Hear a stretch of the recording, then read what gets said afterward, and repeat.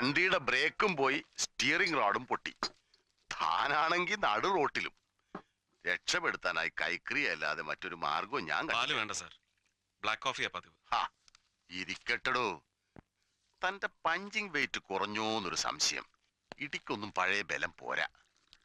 അതോ സോപ്പിന്റെ വഴുവഴുപ്പിനിയും ബാക്കിയുണ്ടോ?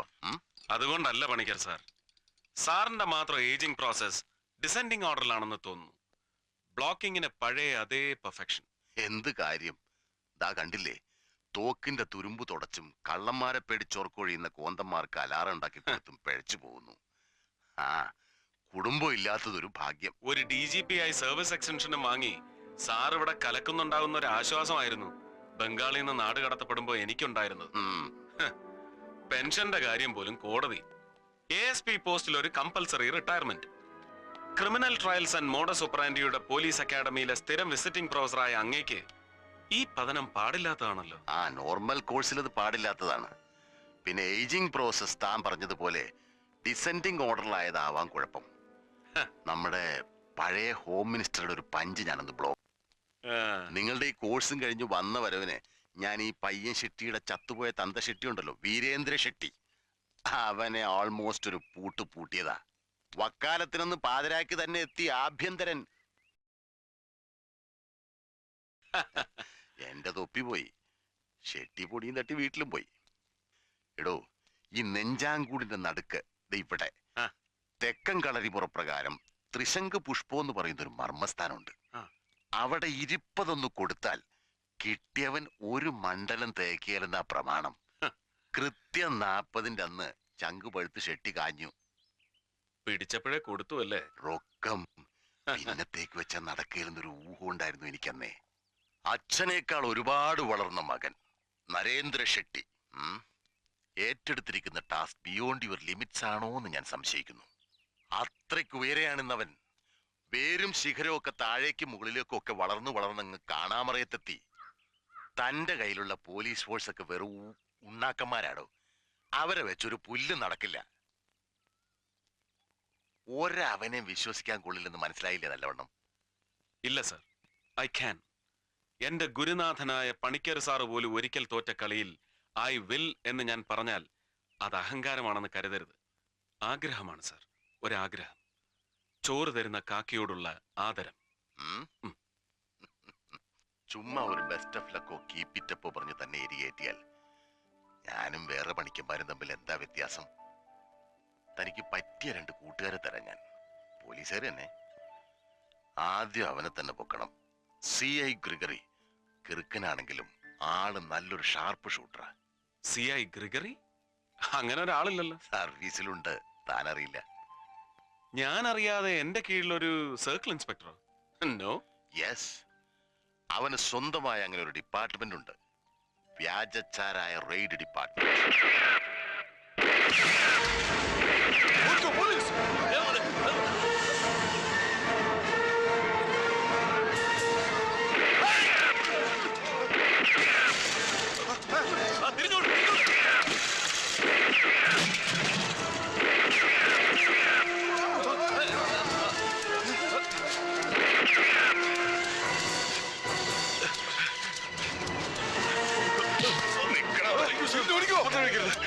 എടുക്കടാ.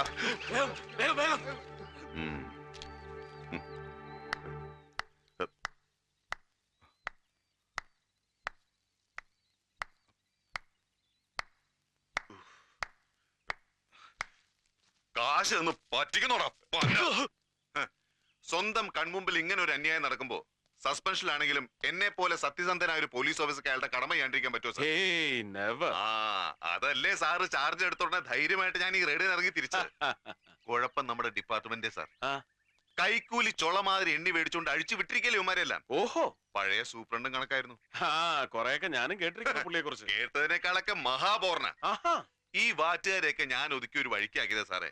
ആ വിരോധത്തിനല്ലേ ആ വിസ തട്ടിപ്പാനായിട്ട് പൂശി എന്ന് പറഞ്ഞിട്ട് ഇയാൾ എന്നെ സസ്പെൻഡ് ചെയ്ത് കളഞ്ഞു. എന്ന് വെച്ച് ഈ തൊപ്പിയുടെ പവർ കളയാൻ പറ്റും. അതുകൊണ്ട് എല്ലാ പോലീസുകാരെയും കൂട്ട് രാവിലെ വീട്ടിൽ നിന്ന് തോക്ക് എടുത്തോണ്ട് ഞാൻ അങ്ങറിഞ്ഞു. അത് കൊള്ളാം.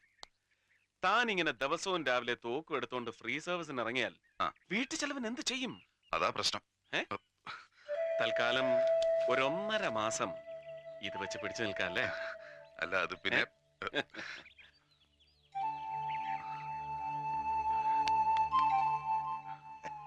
ഓ അപ്പൊ സാറിന്റെ കളിയായിരുന്നല്ലേ?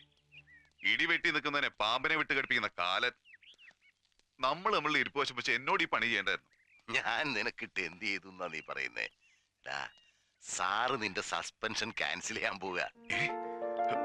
നേരാണോ sir? Yes, I want you. എനിക്ക് നിന്റെ ടാലന്റ് വേണം. Professional excellence. സാർ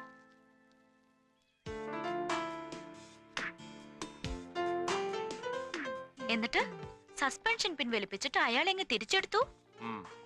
വെറും 10 രൂപ കൈക്കൂലി മേടിച്ച കോൺസ്റ്റബിളിനെ സസ്പെൻഡ് ചെയ്ത മുഹമ്മദ് സർക്കാരിന് ഇതെന്തു പറ്റി?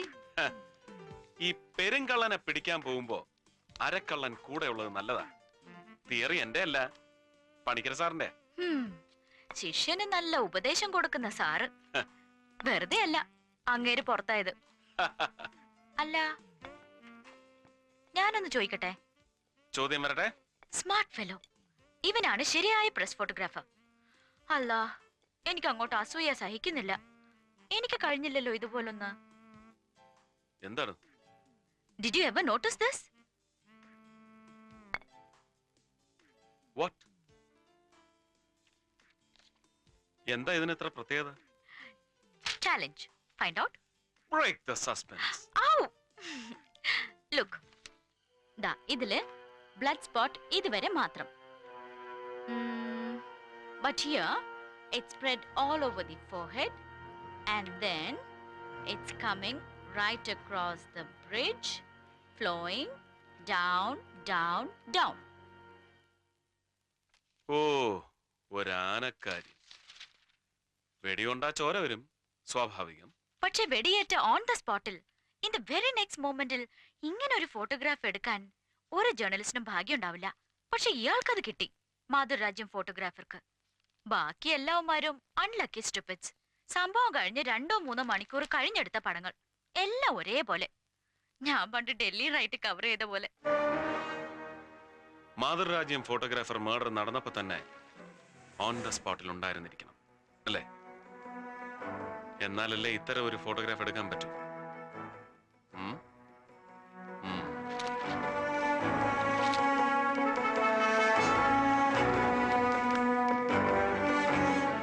ലൈല പറഞ്ഞ പോസിബിലിറ്റി നമുക്ക് തള്ളിക്കളയാൻ പറ്റില്ല, ഉറപ്പിക്കാനും വയ്യ. കാരണം അന്ന് മഴയുണ്ടായിരുന്നല്ലോ.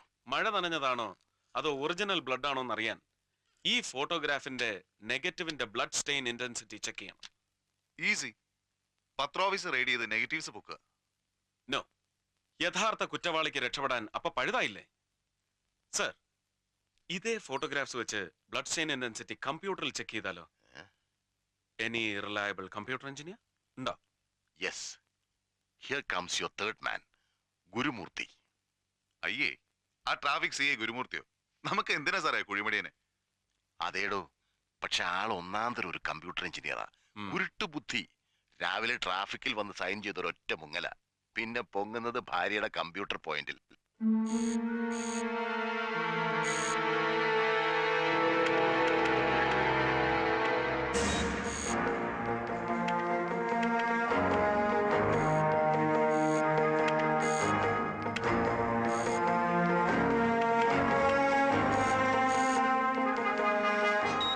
നോ ഡൗട്ട് ഈ സ്റ്റെയിൻ മഴ നനഞ്ഞു പടർന്നതല്ല. Original blood stain. That means വെടിയേറ്റ് നിമിഷങ്ങൾക്ക് എടുത്ത ഫോട്ടോഗ്രാഫാണിത്. 100%. റഹീം ഹാജി കൊല്ലപ്പെട്ട ദിവസം ഞാൻ തന്നെയായിരുന്നു ഡിസ്ക് ഇൻചാർജ്. ഹെഡ്ലൈൻസും ബൈലൈൻസും എഴുതി എനിക്ക് ഓർമ്മയുണ്ട്. പക്ഷെ ഈ പർട്ടിക്കുലർ ഫോട്ടോഗ്രാഫ്സ് എടുത്തത് ആരാണെന്നുള്ളതാണ്.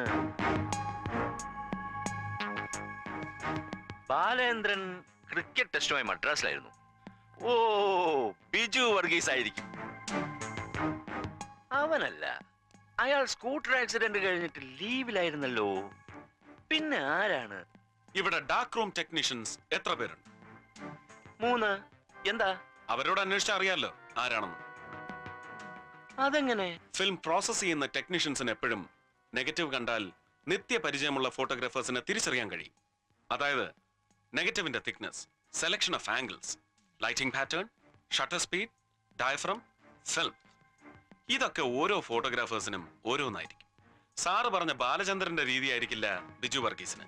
ഇത് രണ്ടുമാവില്ല മൂന്നാമതൊരാൾക്ക്. നെഗറ്റീവ്സ് ഒക്കെ കൃത്യമായി ഫയൽ ചെയ്യാറുണ്ടാവുമല്ലോ. ഇതിന്റെ ഒറിജിനൽ ഒന്ന് എടുപ്പിച്ചാൽ. ഓ യു സെഡ് ഇറ്റ്. മൂന്നാമൻ ഇപ്പൊ ഓർമ്മിക്കുന്നു. എന്താ ഷപ്പന്റെ പേര്? ഒന്ന് ഓർത്ത് നോക്കണം സാർ. കിട്ടുന്നില്ല. അല്ല, കിട്ടിയോണ്ട് കാര്യമില്ല. മിസ്റ്റർ മുഹമ്മദ് നിരാശപ്പെട്ടേ മതിയാവൂ. ഞങ്ങളുടെ സ്റ്റാഫ് ഫോട്ടോഗ്രാഫേഴ്സ് ഒക്കെ ഔട്ടർ സ്റ്റേഷൻ ആകുന്ന നാളും തീയതിയും ഒക്കെ എന്നെക്കാൾ നിശ്ചയം സിറ്റിയിലെ ചില അമേച്ചർ ഫോട്ടോഗ്രാഫേഴ്സിനാണ്. അവന്മാർക്ക് ഫോട്ടോഗ്രാഫുമായിട്ട് ഇടിച്ചു കയറാൻ. ഞാൻ അവന്മാരെ ഒന്നും എന്റർടൈൻ ചെയ്യാറില്ല. പക്ഷെ ഇതുപോലുള്ള ചില ഹോട്ട് ഇൻസിഡൻസ് വരുമ്പോ ഗതികേട് കൊണ്ട് നമ്മൾ അവരെ ഡിപ്പെൻഡ് ചെയ്തു പോകും. മിസ്റ്റർ റഹീം ഹാജി കൊല്ലപ്പെട്ട ദിവസവും അതാ ഉണ്ടായത്. സാരമില്ല, ആ നെഗറ്റീവ് മതി. സാറിന് ഓർമ്മയില്ലെങ്കിലും ഇവിടുത്തെ ഡാർക്ക് റൂം ടെക്നീഷ്യൻസിന് ചിലപ്പോ ആ ഫോട്ടോഗ്രാഫറെ ട്രേസ് ചെയ്യാൻ കഴിഞ്ഞേക്കും. അവിടല്ലേ പ്രശ്നം. ആ ചെക്കൻ അന്ന് കൊണ്ടത് നെഗറ്റീവ്സ് അല്ല, പോസിറ്റീവ് ഒറിജിനൽ ഫോട്ടോഗ്രാഫ്സ്. പക്ഷെ അതിന്റെ നെഗറ്റീവ് ചിലപ്പോൾ പ്ലേറ്റ് മേക്കിംഗ് ഡിപ്പാർട്ട്മെന്റിൽ കാണും. വേണമെങ്കിൽ എടുപ്പിക്കാം.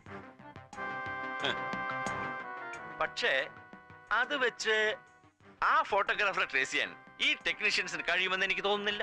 ഓക്കെ, അത്തരം ഫോട്ടോഗ്രാഫേഴ്സിനൊക്കെ സ്പോട്ട് പേയ്മെന്റ് കൊടുക്കാറില്ലേ പതിവ്? അന്ന് ഈ ഫോട്ടോഗ്രാഫർക്ക് പണം കൊടുത്ത നിങ്ങളുടെ പർച്ചേസ് മാനേജർക്ക് ഒരുപക്ഷെ ആളെ തിരിച്ചറിയാൻ കഴിഞ്ഞേക്കും. കഴിയില്ല. കിട്ടിയ ന്യൂസും വെച്ച് ഫസ്റ്റ് എഡിഷൻ പ്രിന്റ് ചെയ്ത് സെക്കൻഡ് എഡിഷൻ പേപ്പർ ലോഡ് ചെയ്യുമ്പോഴാണ് ആ ചക്കൻ ഫോട്ടോഗ്രാഫ്സ് ഓടി പറഞ്ഞെത്തുന്നത്. പർച്ചേസ് മാനേജറുടെ വൗച്ചറോടെ ഞാൻ എന്റെ സ്വന്തം പോക്കറ്റിൽ നിന്ന് കാശെടുത്ത് കൊടുക്കായിരുന്നു. സത്യം പറഞ്ഞാൽ ഞാൻ ആ കൊലയാളികളെ പ്രായിപ്പോയി. അവന്മാരൊന്ന് അഡ്വാൻസ് നോട്ടീസ് തന്നിരുന്നത് ഞാൻ ബാലേന്ദ്രനെ ക്രിക്കറ്റ് ടെസ്റ്റിന് അയക്കുമായിരുന്നു. അതെ അതെ, ഇത് വെറും സാധാരണ ഫോട്ടോഗ്രാഫ്സ്. നിങ്ങൾ പോലീസുകാർക്ക് ഇത്ര ഇൻട്രസ്റ്റ് ഉണ്ടാകാൻ മാത്രം I cannot find anything unusual. എന്താണ് സാർ? ഓ, അങ്ങനെ പ്രത്യേകതകളൊന്നും ഉണ്ടായിട്ടല്ല സാർ. ഒരുപാട് പൊളിറ്റിക്കൽ ഇമ്പോർട്ടൻസ് ഉള്ള ഒരു കേസല്ലേ ഇത്.